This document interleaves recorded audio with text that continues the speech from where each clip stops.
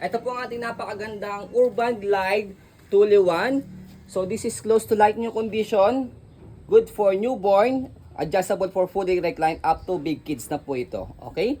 So this already washed and ready to use. Wala po itong faded, wala siyang discoloration. Good for running po ito, jogging. So ito po talaga ginagamit for running or jogging. Okay? So ito po yung details po niya one by one.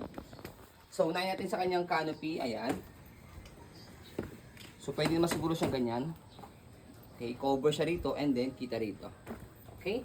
And then, ito yung kanyang peekaboo. Tahu nyo, ganda pa. Clear na clear. Not Okay, madilaw. kasi kapag ka naninilaw yan, syempre overused po siya. Okay, next natin, ito yung kanyang pagkakaupo. Ayan. Ayan.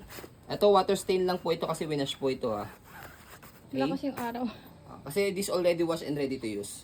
So, harness pad. Belt lock, wala po siyang putol. Kasi pa ako dito, daddy. Press lang to. Tapos press ng gitna. Yan. Okay? 45 kilo ako. Kasi ako So, dyan. yan. Press mo itong nasa gilid, tapos itong kulay pula. Yan. Baka kasi hindi nyo po alam. Yan. Turo na rin namin. And then, next natin is yung kanyang pagkakahiga. So, meron siyang pocket dito. Pwede kayong maglagay ng tumbler dito. Vibes. Right, ayan. Ito yung pagkakahiga niya. Fully reclined. Ano, haba rin pala Haba. siya. Oh. Okay, next na. Next na is body frame. Aluminum. Ganda. Sweden. Ang ganda pa ng body frame niya. Tapos yung kanyang gulong sa harapan. Putres niya yan. Oh, ganda pa ng spikes. Oh. So wala po yung butas ha. Anong use ng spikes? Wala, Ang walang ganda. use yan. Ito ano to? Sa pag-fold, mamaya papakita natin. Ako hindi ko pa alam kung paano siya i-fold eh. So pag-aaral natin mamaya. So ito yung kanyang gulong. Ang laki yan. So sa pagtanggal ng gulong eh, ito lang, press lang po itong kulay blue. Ayan na. Yan, ganun lang, di ba? Kuha ka ang damit mo doon. Ayan. Sa likod niya, ayan, meron siya ditong airways. Ayan, magnetic na rin po yan. Ayan. Okay? So, sa pag-upo, ayan, hatakin nyo lang po ito. Pataas. Paghiga, press and then pull down. Okay? Tapos sa likod niya, ayan, meron siyang pocket dito. Bag or basket niya. May pocket. Ayan. Okay, may lagayan dito ng gamit. Stopper. Ayan, okay. Nakashock na rin yata ito dito. Possible. Oo. Kasi matibay. Hindi mo, kaya ko dyan. Kabilang side ng body frame. So ayan na, nakabomba na po yan. Gagamitin nyo lang po Yan, yan. medyo maambo na. Ayan. Kabilang side ng body frame. Handle. So yung handle niya, check natin kung meron tear. So wala naman siyang tear and then Ito. adjustable po siya. Ayan. Meron tear. Kahit medyo maliit si parents, Merong tear. ayan, kaya niya. Tear saan? Ito lang pala. Not big deal naman niya kasi maliit lang. Okay? So ayan siya. Stroll natin. Ayan. Can I? Wala naman siyang problem regarding sa kanya mechanism. Okay? So sa pag-fold, so sige, aralin natin ha. First time namin magkakaroon ng ganitong brand.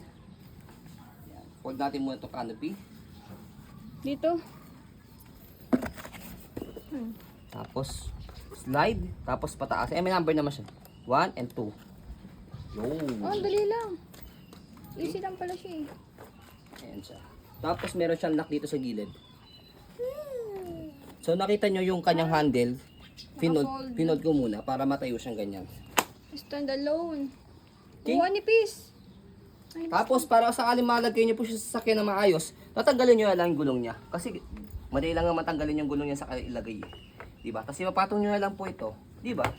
Mas maliit po siya Open ilalagay sa sasakyan. Ah, ito lockable to, darling.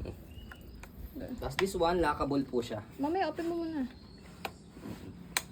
Yan. Excuse me na. Lockable ibig sabihin, Straight pagka naka-lock, naka-straight, pagka naka-unlock po siya, Rotate. disable. Okay? So open natin. So tanggalin lang po siya sa lock sa gilid. Sorry, makulit kami. Ayan. So tatlong Oh, short butas ba pala to? siya. Ayan.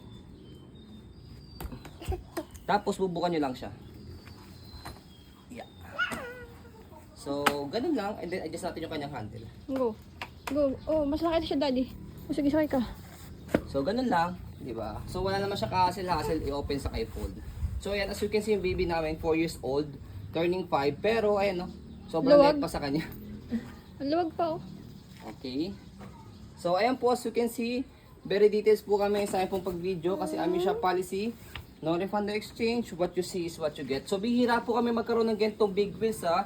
So isa lang po ito. So kaya pauna na lang po tayo sa lahat po ng nagpapahanap po sa amin. Thank you so much and God bless po.